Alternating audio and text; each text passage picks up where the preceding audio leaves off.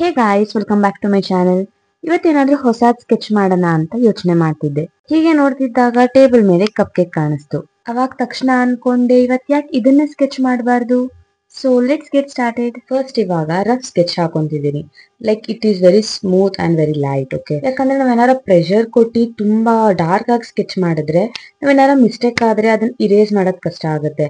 And moreover ಅದ್ erase ಮಾಡಿದ mark ಹಾಗೆ ಉಳಿಯುತ್ತೆ. ಲೈಟ್ ಆಗಿ ಡ್ರಾಯಿಂಗ್ ಮಾಡ್ಕೊಂಡಿದೀನಿ. ಇಟ್ ಕಂಪ್ಲೀಟ್ ಆಯ್ತು. ನೆಕ್ಸ್ಟ್ ಕಲರ್ಸ್ ಆಡ್ ಮಾಡೋಣ. ಫಸ್ಟ್ ಇವಾಗ ನಾನು ಹಾಕ್ತಿರೋದು light pink colour.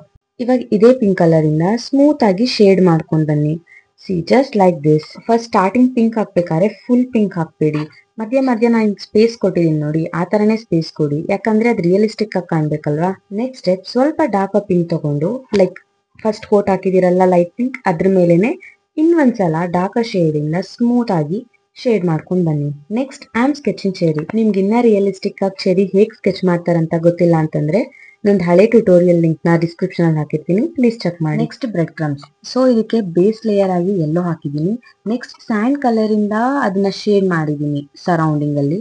Next dark brown colour ಇಂದ ಫುಲ್ ಶೇಡ್ ಮಾಡಿ ಅದಕ್ಕೆ ಸ್ವಲ್ಪ ಸ್ಪೇಸ್ ಬಿಟ್ಟಿದೀನಿ, ಲೈಕ್ ಎಲ್ಲೋ ಕಲರ್ ಕಾಣ್ಬೇಕು and it should feel like realistic. So at last cup ಕೇಕ್ದು ವ್ರಾಪರ್ ಸ್ಕೆಚ್ ಮಾಡಬೇಕು. ಇದಕ್ಕೆ ನಾನು ಬೇಸ್ ಲೇಯರ್ ಆಗಿ ಗ್ರೇ ಕಲರ್ ಯೂಸ್ ಮಾಡ್ತಿದ್ದೀನಿ ಅಂಡ್ ದೆನ್ ಸ್ವಲ್ಪ ಡೀಟೇಲಿಂಗ್ ಕೊಡೋದಕ್ಕೆ ಬ್ಲಾಕ್ ಕಲರ್ ಯೂಸ್ ಮಾಡ್ತಿದ್ದೀನಿ. Finally shading part. ಶೇಡಿಂಗ್ ಯಾಕಂದ್ರೆ ಇದು ನ್ಯಾಚುರಲ್ ಆಗಿ ಕಾಣಿಸ್ಬೇಕಲ್ಲ, ಅದಕ್ಕೆ. And here is the final result. ನಿಮ್ಗೆ ವಿಡಿಯೋ ಸ್ವಲ್ಪ ಇಷ್ಟ ಆದ್ರೆ please like, comment and subscribe ಮಾಡಿ. See you all in the next video. Bye.